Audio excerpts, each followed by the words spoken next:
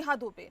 उत्तर प्रदेश सरकार द्वारा 50 से कम छात्रों वाले परिषदीय स्कूलों में विलय के आदेश पर इलाहाबाद हाईकोर्ट के डिवीजन बेंच ने अंतरिम रोक लगाने से इनकार कर दिया है। हालांकि कोर्ट ने अगले आदेश तक सीतापुर जनपद में मौजूदा स्थिति को बरकरार रखने का आदेश दिया है।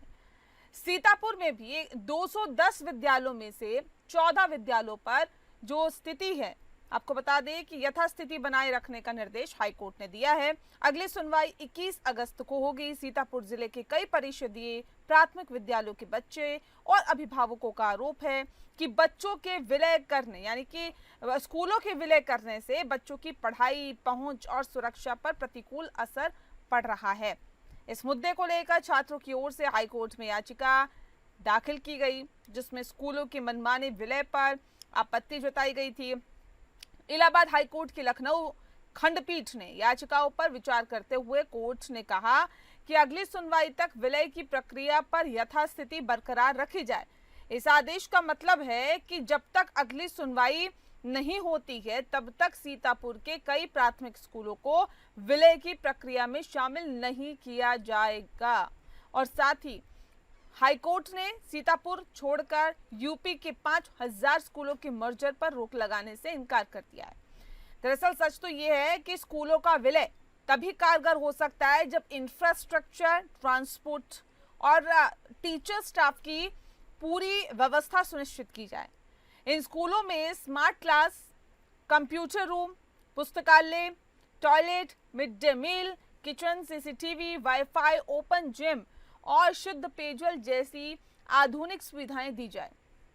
केवल प्रशासनिक बता दें कि केवल प्रशासनिक सुविधाओं के लिए स्कूलों को विलय करना शिक्षा के अधिकार अधिनियम के मूल उद्देश्य के विरुद्ध है।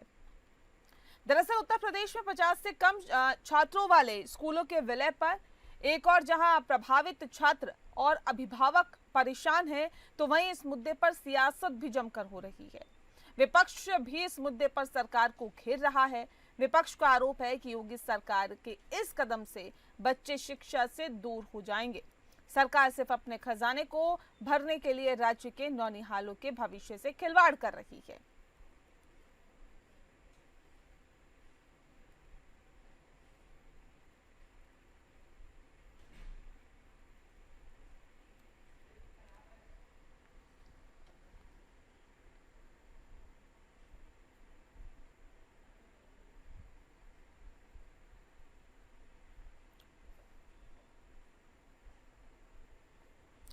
और चलिए इस विषय पे तफसील से चर्चा करेंगे। खास मेहमान हमारे साथ मौजूद हैं, उनसे आपका परिचय करा देते हैं। इस वक्त हमारे साथ डॉक्टर अविरल मलिक जी हैं, प्रवक्ता हैं भारतीय जनता पार्टी के। स्वागत है अविरल जी आपका।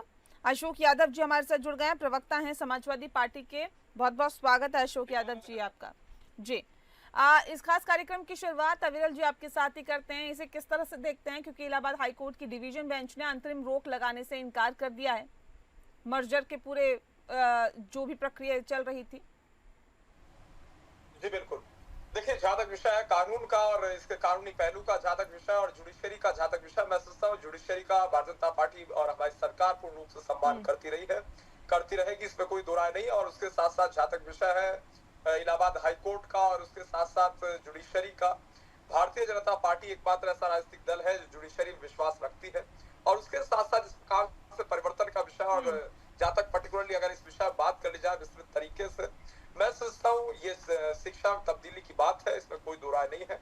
और किस प्रकार से उत्तर प्रदेश के बच्चों का भविष्य सुधरे, छात्रों का भविष्य अच्छा हो, वो सबने देखा है, वो दौर भी देखा है, पिछली सरकारों का दौर। इस विषय में राजनीतिक टीका टिप्पणी कतई नहीं करना चाहूंगा, लेकिन फिर भी इतना कहना चाहूंगा, वो दौर सबने देखा, चाहे किसी की भी सरकार रही हो, उस दौर में किस तरीके से डेस्क बैठने के लिए बच्चों के लिए नहीं हुआ करते थे, सेपरेट वॉशरूम्स नहीं हुआ करते थे स्कूल्स में इंफ्रास्ट्रक्चर नहीं हुआ करता था।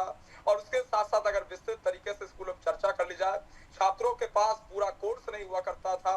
और उसके साथ साथ नहीं तो क्या विलय से क्या होगा, विलय से क्या अंतर होगा, आपको क्या लग रहा है कि क्या बदल जाएगा विलय करने से? यूनिफॉर्म भी नहीं हुआ करती। देखिए मैं एक एक करके जवाब देता हूँ। और उसके साथ साथ अगर स्टाफ की बात कर ली जाए, चाहे अलग अलग सब्जेक्ट्स के टीचर्स की बात हो, क्लास टीचर्स की बात हो, स्टाफ की बात हो, जो रिक्त पद थे वो भरने का काम हमारी सरकार ने किया। और समाजवादी पार्टी की सरकार के दौरान किस प्रकार से भर्ती नहीं हुई वो भी सबने देखा, और भर्ती जब होती थी तब धांधली होती थी वो भी सबने स्पष्ट रूप से देखा है। और उसके साथ साथ जहां तक पर्टिकुलरली बात कर ली जाए, मैं सोचता हूँ अच्छी शिक्षा मिले छात्रों को और एक तरीके से वर्ल्ड क्लास एजुकेशन से उन्हें नहीं, लेकिन विपक्ष तो ये कह रहा है ना कि इस कदम से जो नौनिहाल है वो शिक्षा से दूर हो जाएंगे।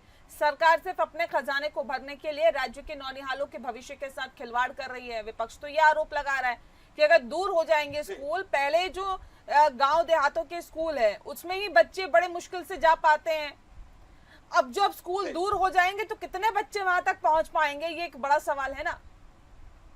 नहीं देखिए आदरणीय न्याय जी, जहां तक विषय ट्रांसपोर्टेशन का और अगर अन्य फैसिलिटीज की बात कर ली जाए और छात्रों के भविष्य की चिंता की बात कर ली जाए तो निश्चित रूप से हमारी सरकार चिंता कर रही है।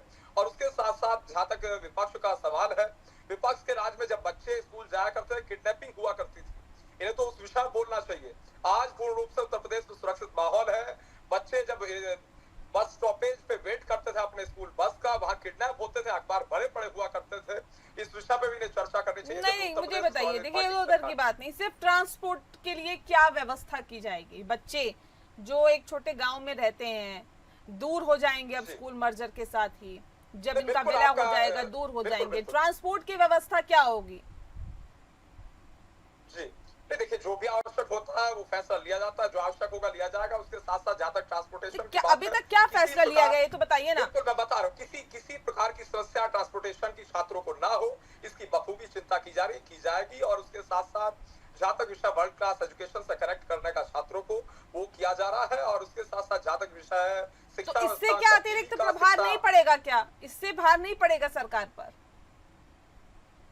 जी नहीं देखिए, सरकार खजाने की चिंता केवल करती है ऐसा कतई नहीं है। हम छात्रों के भविष्य की चिंता करते हैं। अगर छात्रों के भविष्य एक तरीके से छात्रों का भविष्य उज्जवल होगा, अच्छा होगा, और उसके साथ साथ वो अच्छे नागरिक के रूप में देश की सेवा करेंगे, विभिन्न पदों पे जाएंगे, उज्जवल भविष्य को पाएंगे, तो वही हमारे लिए मुख्य चीज है, इसमें कोई दो राय नहीं है।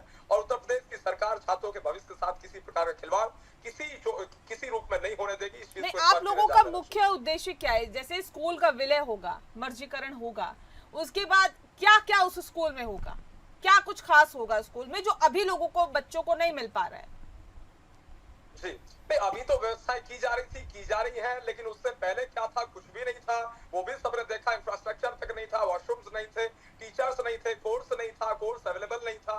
और उसके साथ साथ किस प्रकार का इंफ्रास्ट्रक्चर था, डेस्क बैठने के लिए नहीं थी, चटाई बोरी डाल के छात्र किस तरीके से बैठते वो भी सबने देखा है। अखिलेश जी के शासनकाल में, बहन कुमारी मायावती जी के शासनकाल में वो भी बिल्कुल स्पष्ट है। और जहां तक विषय तब्दीली का, तो तब्दीली आ रही है, तब्दीली लाई जाएगी, इसमें कोई दो राय नहीं है। और किसी रूप में शिक्षा तब्दीली आ रही है, तब्दीली लाई जाएगी। अशोक यादव जी, ये तब्दीली समाजवादी पार्टी को क्यों नहीं पसंद आ रही है? तो कह रहे देखिए इन स्कूलों में हम स्मार्ट क्लासेस, कंप्यूटर रूम, पुस्तकालय, toilet, mid day meal, kitchen, CCTV, WiFi, open gym और शुद्ध पेयजल जैसी आधुनिक सुविधाएं दी जाएगी इसके अंदर। फिर समाजवादी पार्टी को क्यों नहीं रास आ रही है? अरे आप ऐसी बात, मैं आपको एक दो लाइनें सुनाता हूँ। अभी मैंने अपने भाई की बात सुनी कि उलझा के रखा है कब से ख्वाबों और ख्यालों में, उलझा के रखा है कब से ख्वाबों और ख्यालों में, जिनका उत्तर नहीं मिलेगा ऐसे चंद सवालों में। मैं समझता हूँ ये जो स्कूलों के विलयकरण का काम है, इसमें 90% भाजपा के कार्यकर्ता ही प्रताड़ित हैं, बोल नहीं पाते हैं। लोगों ने बोलना शुरू कर दिया है। जगदीश धनखड़ ने लोकसभा राज्यसभा से बोलना शुरू कर दिया है। मैं गांव में रहता हूं, मैं इटावा जिले का रहने वाला हूं, भरतना मेरा कस्बा है। आप यहां पर देखिए कि जहां पर पानी भरता है, नदियां भर जाती हैं, वहां पर बच्चों का जाना पहले मुश्किल था। मैं ये आपसे पूछता हूं कि कहीं 35 बच्चे हैं, मेरा भतीजा एक टीचर है, उसके 35 बच्चे थे, जब उसे मालूम पड़ा उसने मात्र 1 महीने में बच्चे 65 कर लिए। आप बताइए, जो ये प्राइवेट स्कूल हैं, यहाँ तनख्वाह लगती है, यहाँ 1500 लगते हैं फीस, और जो टीचर उन्हें मिलते हैं 6000 रुपए, वो 8 घंटे पढ़ाते हैं। लेकिन प्राइमरी स्कूल में जाने वाला जो टीचर है वो 2 घंटे पढ़ा चाहे 4 घंटे पढ़ा जाए ना जाए, उसको तनख्वाह 1.25 लाख मिलती है। सरकार इस पे क्यों नहीं अंकुश लगाती है कि टीचर स्कूल जाए, पढ़ाए? बहुत बदहाली है, बहुत इस पे निगाह रखनी चाहिए आपको। आपकी सरकार है, आप इस पे निगाह रखिए। आप 1.25 लाख रुपए दे रहे हैं तो इससे पूरी शिक्षा है। और मैं ये आपसे देखिए, आप देखिए, मैंने आपसे बोला नहीं, मैं आपके बीच में नहीं बोला, मैं आपके बीच में नहीं बोला, तो कोई फायदा नहीं डिबेट का। आप सुन तो लीजिए भाई। अरे तो हम नहीं बोले, चलिए आप बोलते रहिए। ये भाजपा वालों में कमी है। ये पानी टपक रहा है, दाल में काला नहीं, काले में सारी दाल है। दाल में काला नहीं, काले में सारी दाल है। गौर से देखो जरा देश का क्या हाल है मिस्टर। देश का जो हाल होने जा रहा है, जो कर दिया आप लोगों ने, जो जुलाई में बच्चे पढ़ने जाते हैं 8, 10, 12 साल के, उनमें कावड़ लगा दिया आपने। लाखों बच्चे, हमारे करोड़ों बच्चे कावड़ जा रहे हैं। जब जुलाई में स्कूल भरना चाहिए, जुलाई में स्कूल भरना चाहिए हमारा, तब आपने कावड़ भेज दिए। आप उनका स्वागत कर रहे हैं, आप फूलमाला डाल रहे हैं उनके कावड़ों पे। ये कावड़े बच्चे हैं 12-15 साल के, जिनको स्कूल में होना चाहिए था। आपने धर्म के नाम पर देश को बेच दिया है। आपने धर्म के नाम पर देश को बेच दिया है और जनता इसका दंड देगी आपको। अशोक जी, आपने स्कूल विलय करके जो काम नहीं किया ऐसे है। नहीं, प्लीज अशोक जी, अरे ये अभी मेरी बात नहीं, सुन पा रहे हैं? आप किस ये बीच में कंडीशन क्यों में बोल रहे हैं? आप मैं किस जब बोल रहा हूं कंडीशन तो में क्यों बोल उत्तर रहे हैं प्रदेश बीच को में? छोड़ के गए पूरा थे, देश पहले को मुझे बर्बाद कर बताइए। दिया है। क्या ये उस विद्यालय कंडीशन का में उत्तर विलयीकरण प्रदेश बहुत था? बड़ा नहीं, काला ऐसे नहीं, धब्बा है अशोक जी इस सुनिए, सरकार पर। अशोक जी, इस सरकार की अशोक जी, असफलता का प्रतीक नहीं है नहीं, ये। ऐसे नहीं सुनिए, आप किस कंडीशन में उत्तर प्रदेश को छोड़ के गए थे? जब आप छोड़ के गए थे तो शिक्षा का स्तर क्या बहुत ऊंचा था? क्या बहुत बेहतर था? क्या अरे सरकारी, क्या एक तुलना सुनिए करते ना, हैं आप? सुनिए ना देखिए, सर, आप लोग सुनिए सब ना, देखिए। प्लीज सुनिए। देखिए, आप सब लोग तुलना करते उस वक्त मुलायम सिंह के शासन में पहले विद्यालय 12 किलोमीटर हुआ करते थे। उन्होंने ये नियम बनाया था कि हर 1.5 किलोमीटर में एक विद्यालय प्राइमरी होगा, वरना बच्चे कैसे पढ़ पाएंगे। उसके बाद ही गांव के बच्चे पढ़ना लिखना शुरू किए। उसके बाद ही गांव के बच्चे IAS PCS बने। 1991 से पहले नहीं बनते थे। उन्होंने स्कूल पास बनाई थी, जिससे हमारे गरीब बच्चे जो 5 साल का बच्चा पढ़ने जा सके। मुझे ये बताइए, अच्छा, जब बच्चा 5 साल आपकी का। सरकार गई 2017 में, आप नहीं देखिए, सुन हमें लीजिए लगता ना है अशोक आप जी, भी ऐसा नहीं भाजपा होता की ना। हैं। प्लीज हमेशा प्लीज ये गौर सुनिए, करते प्रवक्ता सुनिए, लोग सुन जो के है, जवाब पूरी दीजिए। अरे आपकी अब सरकार जब अब मैडम, 2017 में अब गई, आप विषय से बदल गए। भारतीय जनता आप विषय पार्टी के- की सरकार जब 2017 में बनी, उस वक्त इसका सरकारी स्कूलों के क्या हालात थे? मुझे ये बताइए, क्या छोड़ के आप अच्छा। गए थे और आप क्या तो क्या रहती उसमें हैं कुछ दिल्ली और परिवर्तन हुआ लखनऊ है? में। अब हमारे यहाँ देखिए आगे क्या हालत है, क्या सड़कें बनी हमारे पूरे प्रदेश में। आप तो वहां बैठ के, चूंकि आपको भाजपा की बात करनी है, हर एंकर को करनी है, आप भी करती हैं। कोई 5 साल का जो विकास का क्या काम भाजपा की बात जोड़ की है, मैंने उसका क्या कोई जोड़ भाजपा की हिंदुस्तान बात में की नहीं है। अशोक जी? हिंदुस्तान में नहीं, नहीं। मैंने क्या योगी भाजपा आप की एक काम बात की? बता सवाल दीजिए। पूछ लेते हैं आप लोग, तो योगी कोई जी भाजपा का का एक प्रवक्ता बना काम देता, बता कोई दीजिए, समाजवादी जो भला पार्टी का। काम मुझे किया हो। कतई फर्क नहीं पड़ता इस चलाया, बात से। बुलडोजर चलाया, कावड़ चला दिए, मंदिरों की प्रतिष्ठा की है। और बता दें आपको नई बात अभी सुनो मैडम, सुन लो। अभी हमारे यहाँ जो यूपी में शराब के ठेके 300 गुना ज्यादा खुले हैं। पता लगा लीजिए। हमारे जहाँ भरतना कस्बे में 2 ठेके थे, आज 8 ठेके बना दिए हैं। मुझे सिर्फ 4 बिंदु बता दीजिए जिस वजह से आप मर्जीकरण का विरोध कर रहे हैं, विलय का विरोध कर रहे हैं, स्कूलों का मर्जीकरण नहीं होना चाहिए, ऐसा 4 बिंदु। देखिए, पहली बात तो ये है कि वैसे भी प्राइवेट स्कूल बहुत ज्यादा बढ़ गए हैं और जो गरीब के बच्चे फिर वो पढ़ नहीं पाएंगे। देखिए, जब हम तो गांव जाते, प्लीज सुन लीजिए, जब जब जब दूरी हो जाएगी 7, 8, 10, 12 किलोमीटर, अभी तो दूरी खाली 1 किलोमीटर, किसी गांव किसी 1.5 है, किसी की 2 है, तो 5-6 साल का बच्चा चला जाएगा।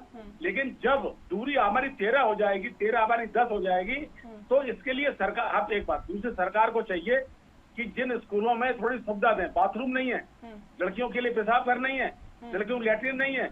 आप समझिए, इतने बत्ता हालात दिए 11 साल में बने। मतलब एक आप कह रहे हैं दूरी वाला इशू है, दूसरी चीज आप कह रहे हैं मूलभूत सुविधाएं नहीं है। तो मूलभूत सुविधाओं की बात कर रहे हैं, कह रहे हैं कि जब मर्जीकरण होगा तो मूलभूत सुविधाएं भी दी जाएगी। नहीं, आपके चैनल में आप ज्यादा बोलती है, मैंने आपसे शिकायत कर रहा हूँ ये। और मैं चैनल पे आता हूँ, ऐसा नहीं सारे चैनल पे आता हूँ। एंकर थोड़ा बोलता है, मैं ज्यादा बोलता हूँ। आप मेरी बात सुनिए कि जिन ये बच्चे जो प्राइमरी स्कूल पढ़ने वाले थे, मैं उनके लिए पहले से कहता था, ये बच्चे कभी PCS IAS नहीं बन सकते हैं। हाँ। एक आध सिपाही भले बन जाए। हाँ। इन स्कूलों की दुर्दशा का मतलब है देश की दुर्दशा है ये। प्राइमरी स्कूल के बच्चे आज से 40 साल पहले IAS PCS सब मंत्री और मुख्यमंत्री बने हैं। मुलायम सिंह पढ़े थे प्राइमरी स्कूल में। आज प्राइमरी स्कूल का बच्चा सिपाही नहीं बन सकता है। तो आपकी सरकार उसकी इतनी बुरी हालत है, आप उसे केवल खाना पकड़ा देती है गरीब बच्चे को। आप गल्ला बांट रही है, शराब ज्यादा ठेके बनवा रही है। मतलब पूरी तरह सरकार को पूरी तरह अब गरीब बच्चे पढ़ना बंद कर देंगे। ये सरकार चाहती भी है, ये सरकार चाहती है, ये सरकार चाहती है गरीब बच्चे न पढ़े, केवल उन्हें गल्ला देते रहेंगे हर साल। एक दूरी का इशू मुझे समझ में आया, जो इनका कहना है कि देखिए दूरी हो जाएगी बच्चों की, तो कैसे बच्चे वहां तक जाएंगे, ये एक बैरियर होगा। मैं आ रही हूँ अशोक जी, आ रही हूँ, अब मैं जवाब ले लेती हूँ ना। एक ये भी विषय है, देखिए विपक्ष कह रहा है कि दूरी हो जाएगी, जिसका हम जिक्र पहले भी कर चुके हैं अविरल जी, कि अगर दूरी हो जाएगी तो 5 साल का बच्चा कैसे जाएगा। देखिए 5 साल का बच्चा बहुत छोटा है, पास में स्कूल होता है तो वो चला जाता है, होगा क्या, वो अब कैसे जाएगा। जी देखिए, राजकोष पे भले ही कितना ही भार पड़े उससे फर्क नहीं पड़ता, लेकिन छात्रों की चिंता, छात्रों के भविष्य की चिंता, उनके कन्वेंस की चिंता और उसके साथ साथ उनके ट्रांसपोर्टेशन की चिंता निश्चित रूप से हमारी सरकार कर रही है, की जाएगी, इसमें कोई दो राय नहीं है। और उसके साथ साथ जहाँ तक विषय है ट्रांसपोर्टेशन का, इन्हें इस चीज को स्पष्ट करना चाहिए। पहले हुआ क्या करता था, एक्सीडेंट्स हुआ करते सड़कों पे, सड़कें भी नहीं बनाई थी। फिर स्कूल बस की बात कर रहे हैं, उन स्कूल बस से एक्सीडेंट्स होते नहीं है। ऐसी बातें करिए जो छात्र पर गाँव जाके देखिए गाँव में क्या हालत है। समाजवादी पार्टी आप उन्हें गाड़ियां देंगे प्राइमरी स्कूल के बच्चों को, कभी संभव नहीं है। आप रोटी दे नहीं पा रहे हैं, आप रोटी नहीं दे पा रहे हैं, आप उनको शिक्षा नहीं दे पा रहे, सड़कें नहीं दे पा रहे। अरे इतनी बाढ़ इस बार आई हमारे प्रदेश में, आदमी मर रहा है, आप क्या दे पा रहे हैं। अभी तो विपक्ष में मौजूद गरीब बच्चों को शिक्षा का माध्यम था वो भी आपने छीन लिया। जनता लगा सकती है। नहीं, बहुत ज्यादा खराब हालत है ये इस प्रदेश का। सबसे सरकार का सब ये बताइए, जिन दिनों बच्चों को स्कूल जाना चाहिए, जिन दिनों बच्चों को एडमिशन लेना चाहिए, उन दिनों कांवड़ यात्रा जा रही है। पहले कांवड़ यात्रा केवल एक थी शिवरात्रि में मार्च में, अब दो कर दिए। अगर आप धर्म के नाम पे कब तक देश को बर्बाद करना चाहते हैं। अलग ही गजब ये कांवड़ यात्रा में, ये कांवड़ यात्रा में लाखों जो बच्चे गए हैं उनको स्कूल में होने चाहिए थे जुड़ाई में। घर से चटाई गोरी लेकर आया करते थे। अरे भाई साहब मलिक ने जवाब दिया था। ठीक है, लेकिन देखिए आपकी सरकार को अविरल जी बने हुए वक्त हो गया है, रिपीट की आपकी सरकार ने, और उसके बावजूद भी अगर आप ये पहले का रोना रोते रहेंगे और पहले ऐसा नहीं था, पहले ऐसा नहीं था, पहले ऐसा नहीं था, तो मुझे एक सेकंड में अशोक जी, मैं आ रही हूँ। अशोक जी एक सेकंड, जैसे व्यक्तित्व पर केवल ये कीचड़ डालते हैं। अशोक जी एक सही बात है कि सेकंड, मेरा एक शेर सुन लो। मुझे ये बताइए अविरल जी, ये पहले के सरकारों पर कब तक ठीकरा फोड़ते रहेंगे आप लोग। आपने क्या किया उसका लेखा जोखा कौन देगा। बिल्कुल बिल्कुल, देखिए इस पूरी डिबेट में मैंने किसी रूप में राजनीतिक टिप्पणी नहीं की। नंबर 2, किसी रूप में इनके ऊपर ठीकरा नहीं फोड़ा, लेकिन केवल मैंने यही भाई साहब, मैं भी आपको भाई साहब करके बात कर रहा हूँ, मित्र करके बात कर रहा हूँ। जनता पार्टी को इंफ्रास्ट्रक्चर का ज्ञान दे रहे हैं और इंफ्रास्ट्रक्चर का आई ने मालूम नहीं था। और कंपैरेटिव स्टडी, तुलनात्मक अध्ययन के आधार पर ही जनता भी ईवीएम में जब वोट डालती है जाकर चुनाव के दिन, उस दिन भी कंपैरेटिव स्टडी करती है और देखती है कि पिछली सरकार ने क्या किया था, सपा ने क्या किया, बसपा ने क्या किया, भाजपा ने क्या किया। इसी आधार पर जनता वोट देती है। तो केवल मैंने इनके काम गिनाए, इनकी उपलब्धियां गिनाई, इनकी ये देने जा रही है सरकार को जवाब। भारतीय जनता पार्टी की जो उपलब्धियां है वो सबके मध्य में है। उत्तर प्रदेश किस प्रकार से बन रहा है, हर क्षेत्र का विकास हो रहा है, हर सेक्टर में डेवलपमेंट हो रहा है, भ्रष्टाचार समाप्त हो रहा है, गाँव में विकास हो रहा है, रोजगार मिल रहा है, बेरोजगार खोले जा रहे हैं, शिक्षा देने का प्रयास किया जा रहा है, 300 गुना ठेके खोलते हैं सरकार ने पैसे के लिए। रोजगार की तरफ ठीक है अशोक जी, ठीक है अविरल जी, ठीक है अशोक जी। देखिए इलाहाबाद हाईकोर्ट की लखनऊ खंडपीठ ने याचिकाओं पर विचार करते हुए कोर्ट ने कहा है कि अगली सुनवाई तक विलय की प्रक्रिया पर यथास्थिति बरकरार रखी जाए। अरे आप बात पैरवी की है, अगर अच्छी पैरवी और जुल्म हो वहाँ भी हो जाएगा। बस बात तो अच्छी पैरवी की है, वहाँ के लोगों ने अच्छी पैरवी कर ली तो रुकवा लिया अपना। हर जिले के लोग जाए कोर्ट में। ये सबसे बड़ा मुद्दा हमारे देश में गरीबों के मारने का है, गरीब को मारने का है, गरीब को और गरीब बनाने का है। और जहाँ सुन लो, ये भाई साहब जो 17 की बात करते हैं ना अखिलेश जी के टाइम की, इनके लिए केवल एक ही शेर काफी है कि ये हमारी खामियां निकालने में लगे हैं, समंदर को बेवजह खगालने में लगे हैं। सुन लो, और जिनकी अपनी लगोटियां तक फटी हुई है वो हमारी पगड़ी उछालने में लगे हुए हैं।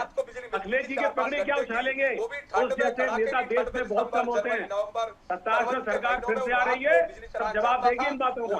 विकास क्या होता है, बाबा क्या जाने विकास क्या है, बाबा क्या जाने विकास क्या होता है। सबने देखा हो जमाना, बाबा ने केवल मठ देखा है, बाबा ने खाली मंदिर देखा है। आजम खान साहब चारों तरफ खाली मंदिर बढ़ते जा रहे हैं, खाने मंदिर बढ़ रहे हैं, शराब खाने बढ़ रहे हैं, मंदिर बढ़ रहे हैं। बस चलिए, विद्यालय तो जो हो रहा है वो भी जनता देख रही है और जो हुआ था वो भी जनता ने देखा है। जनता जवाब देने को बिल्कुल तैयार है सर। और आपने अच्छा काम किया होगा तो आपके पक्ष में वोट डालेगी, नहीं किया होगा तो दूसरी पार्टी के पक्ष में वोट डालेगी, और जिसने अच्छा काम किया होगा उसके पक्ष में वोट डालेगी। बहरहाल बहुत शुक्रिया आप दोनों मेहमानों का हमारे साथ इस खास चर्चा में शामिल होने के लिए। मुद्दा में फिलहाल के लिए इतना ही, मुझे दीजिए इजाजत, नमस्कार।